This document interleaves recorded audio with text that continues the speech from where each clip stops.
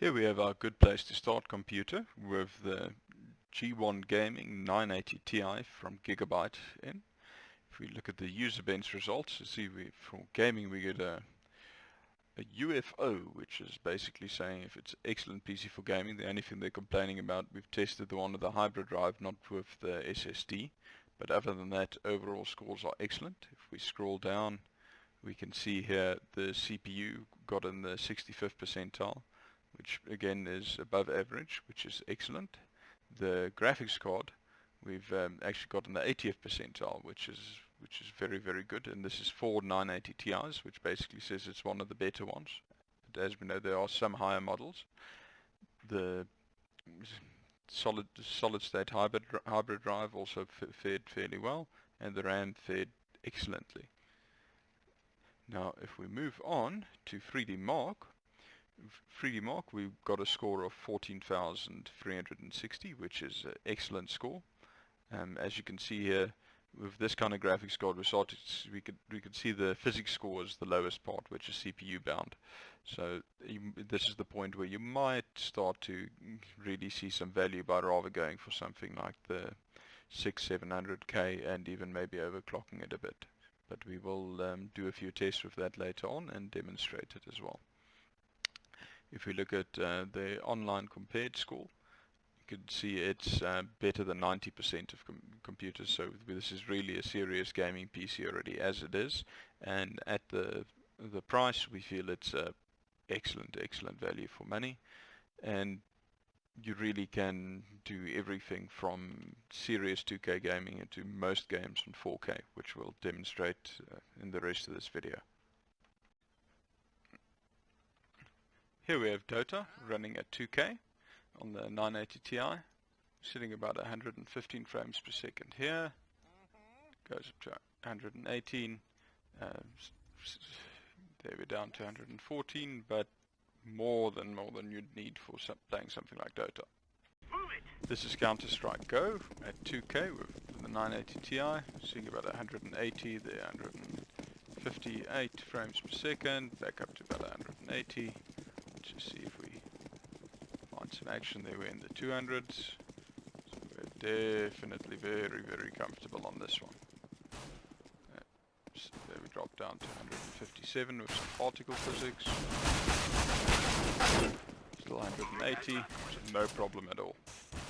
Here we have Civilizations 5 running at 2K. We're seeing a nice 140 plus frames a second. Movement 144 frames per second. As expected, you wouldn't expect a card like this to have any issues with something like Civilizations 5. Here we have Call of Duty 5, World at War, Nazi Zombies, running at 2K with a 980 Ti.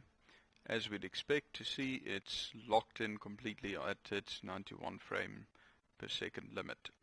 It seems to be no matter what you do, it with most modern almost higher end modern graphics card, it's stuck at that limit.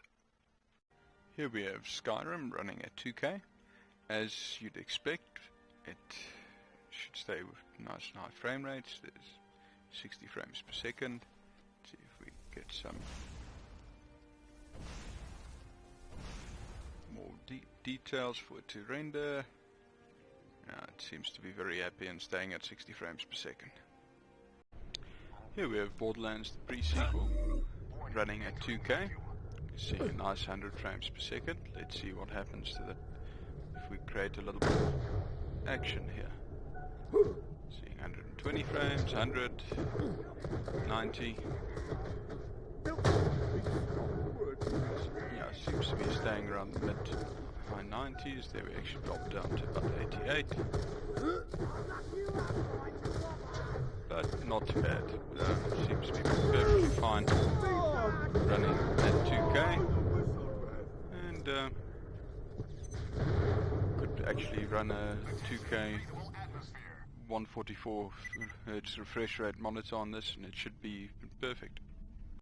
Here we have Project Cars running at 2K with the 980 Ti on our i5 good place to start PC.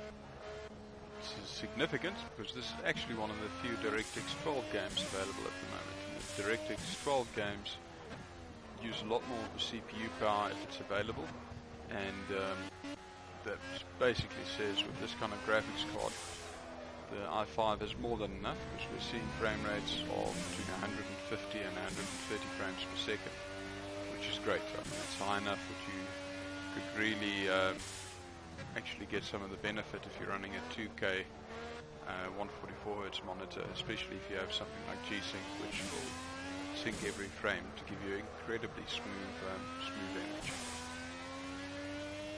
Here we have Battlefield 4 running at 2K. 2K Ultra settings is really a breeze for this card. The specific area on the test range is the lowest frames per second we normally find, and we're basically keeping above 100 frames per second. We saw 98 there. If we introduce some particle physics into it, drop down to 95, smoke effects, but it still overall stays very nice and high. So ultra settings, Battlefield 4, not an issue at all at 2K. Here we have Fractured Space running at 2K. Seeing 100 plus frames per second, about 108 frames per second.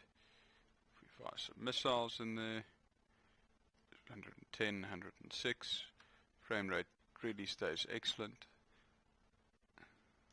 115 frames per second. Not a problem at all. Going into the 120 frames per second.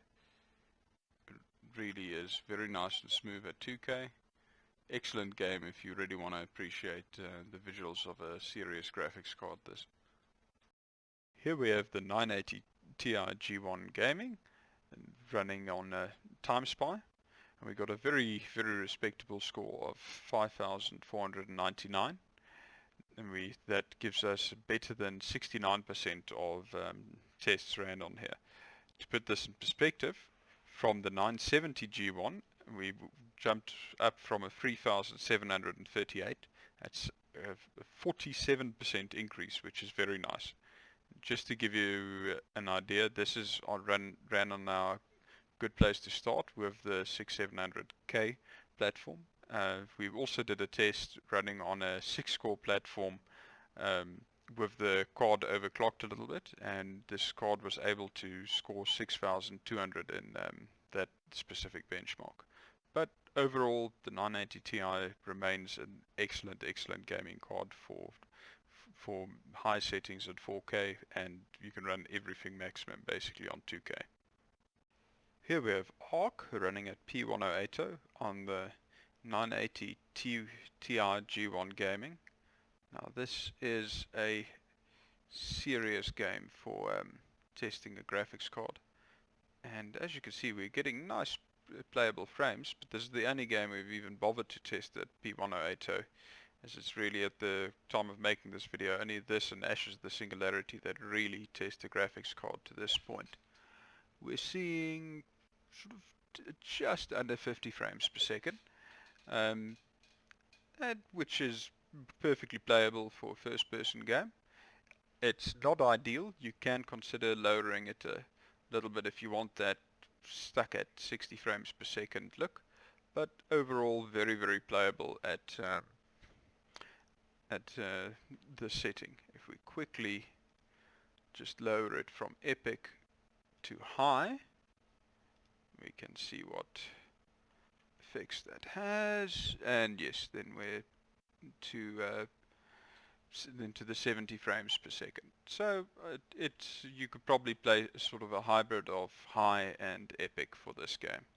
But as we said, this is the only one we tested at P1440. Let's have a look at a little bit higher resolution. Here we have Arc running on epic settings at 2K. Now we can see this 980 Ti is starting to struggle a bit. We're seeing high 20 frames per second, sort of just under 30 frames per second, which to some people are playable, but I would say it's a little low for my liking. Let's see what happens if we change it from epic to high. That seems a bit more friendly. Now we're seeing mid 40 frames per second, which is what we saw on P1080 on Epic. So this would be perfectly playable.